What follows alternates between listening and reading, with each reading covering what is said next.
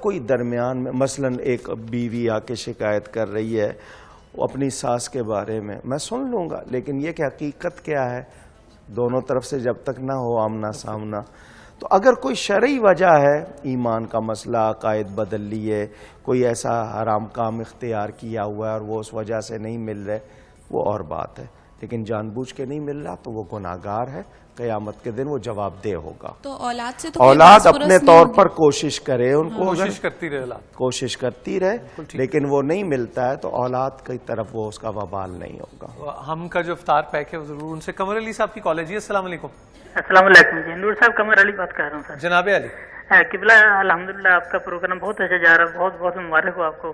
اور حضرت صاحب کے والد صاحب کو میں بہت سنا کرتا تھا، شہداء کربلا کا جس محبت سے ذکر کرتے تھے، اللہ کریم ان کو جزا عطا فرمائے۔ آمین۔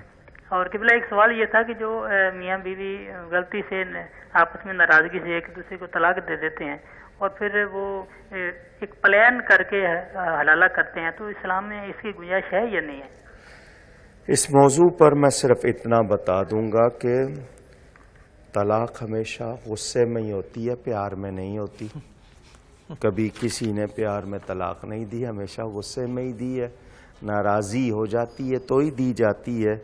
تاہم اس کے بعد جو مسائل ہیں، میرے والد صاحب کا ہی ایک چھوٹا سا رسالہ ہے طلاق ثلاثہ، 3 طلاقیں اردو میں سمجھ لیں، ضیاء القرآن پبلیکیشن سے چھپا ہے، وہاں سے لے لیجئے، سارا مسئلہ واضح ہو جائے گا۔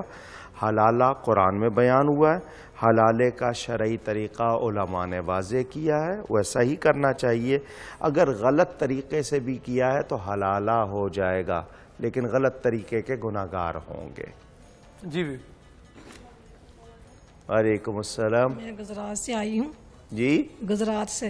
اچھا ماشاءاللہ۔ جی تو بہت شکریہ اس پروگرام میں شرکت کے لیے۔ ہاں جی ماشاءاللہ، میں 18 سال سے آپ کی مسجد میں نماز پڑھنے آتی ہوں، آپ سے بات کرنے لیکن اس پروگرام کے لیے تو نہیں آئی نا؟ ابھی بات کر سنیں نا، ابھی ایسے میں نے پتا چلا، میں ادھر گئی تھی نا نماز پڑھنے کے لیے، پتا چلا آپ کا پروگرام کا، پھر وہاں پہ میرا ان سے رابطہ ہوا تو ان لوگوں نے میرے کو یہاں پہ آنے کی دعوت دی۔ شکریہ، مہربانی بہت بہت، کہ میرے کو بھی گاؤں بھی جانا تھا، نہیں اس وجہ سے گئی، میں نے بولا آگے سیٹ کر لی، تو میں نے بولا کہ میں آپ سے ملاقات ہو جائے۔ بہت بہت شکریہ نور بھائی کا بھی اور آپ کا بھی۔ اور آپ سے سوال میرا یہ ہے کہ میں جہاں ٹھہری ہوئی ہوں ہاسٹل ہے، وہاں دیوار میں لگا ہوا ہے شیشہ، اس کے آگے میں نماز پڑھ رہی ہوں۔ اور کوئی جگہ نہیں ہے؟ جی اور جگہ نہیں، کوئی حرج نہیں، اس کو نہ دیکھیں۔ اچھا، کوئی حرج نہیں۔ دوسرا سوال یہ ہے اگر اس میں آپ کی اس میں شبیہ کوئی اور دیکھ لے گا، کوئی مرد وغیرہ کوئی غیر محرم دیکھ لے گا، اس میں بند ہے، دروازہ بند ہے، ہاسٹل وہاں پہ ٹھہرے ہوئے نا، آپ اس کی طرف نہ دیکھیں کیونکہ آپ کو تو سجدے کی جگہ پہ دیکھنا ہے۔ اچھا، تو دوسرا سوال یہ ہے کہ جب میرا سحری کو تراویحیں کے پڑھتی ہیں، تراویح میں پڑھتے ہیں نا، وہ کیا بولتے ہیں اس کو، تسبیح پڑھتے ہیں، اس میں کوئی کون سی بھی سورت پڑھ لوں؟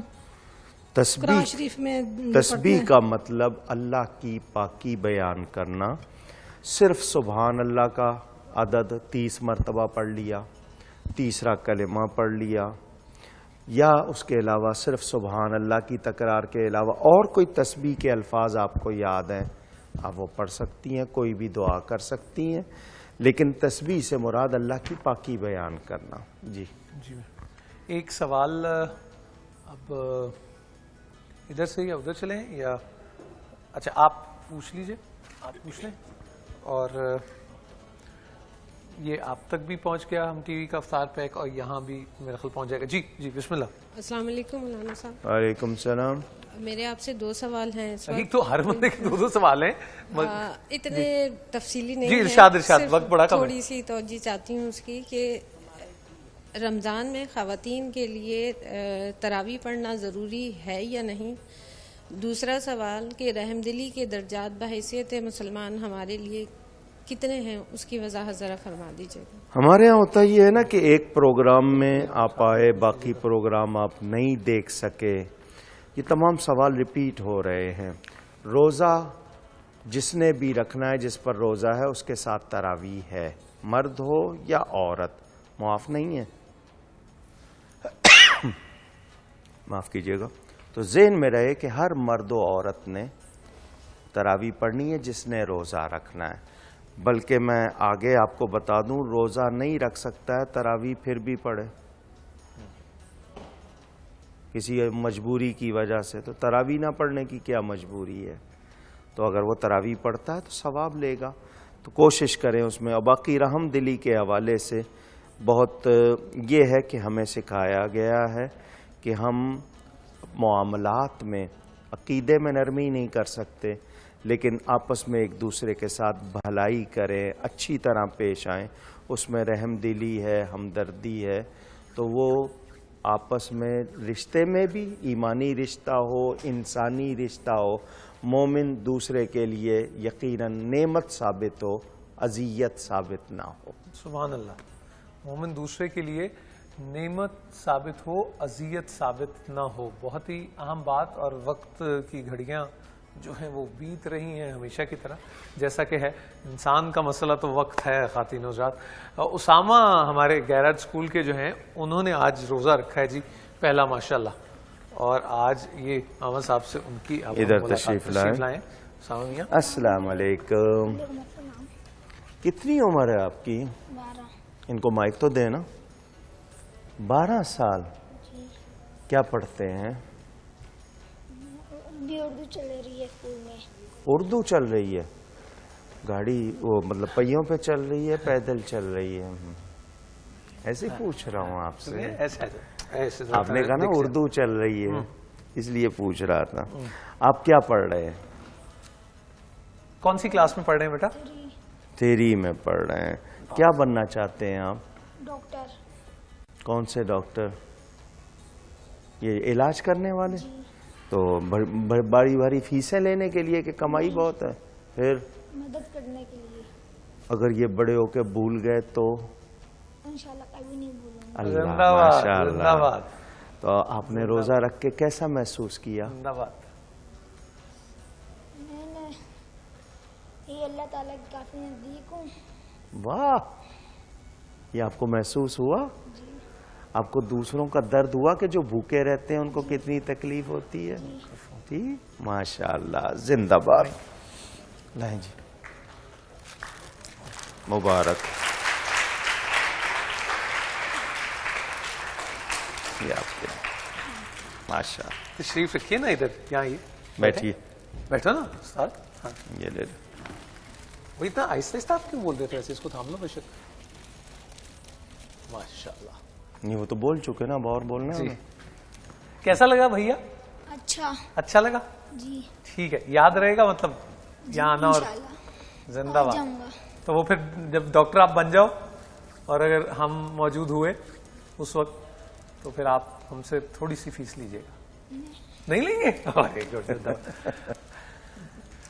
لاہور میں آج افطار کا جو وقت ہے وہ 7:01 ہے، اور میں علامہ کوکب نورانی صاحب سے درخواست کروں گا کہ دعا اس بچے کے لیے اور اس کے مستقبل کے لیے بھی، اور آج اس خوشی کے موقع پہ مختصر سی دعا، تاکہ اجازت لے لیں سب انشاءاللہ۔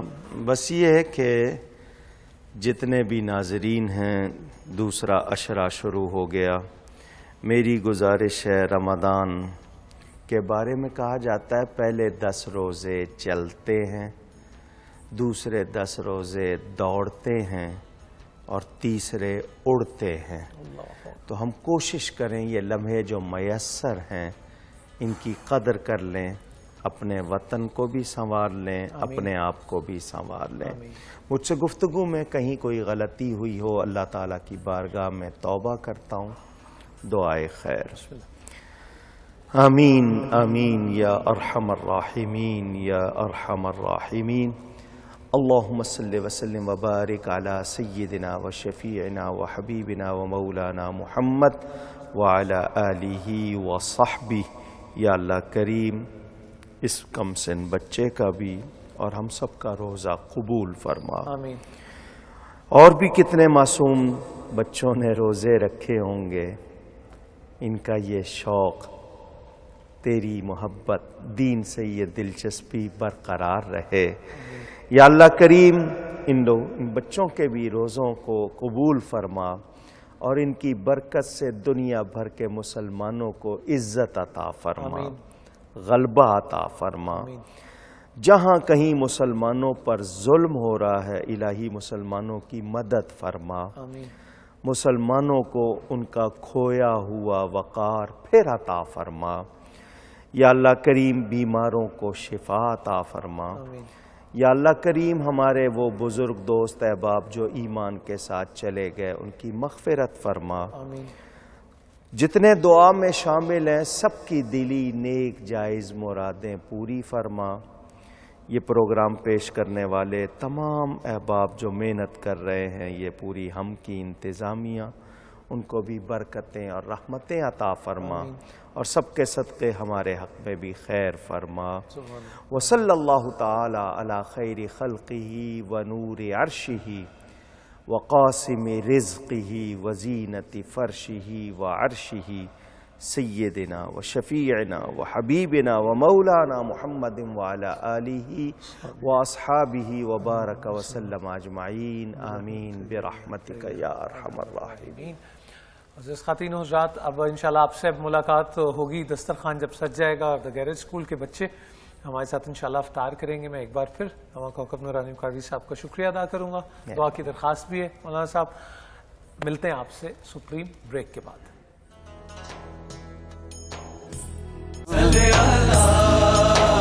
چھا گیا نور رمضان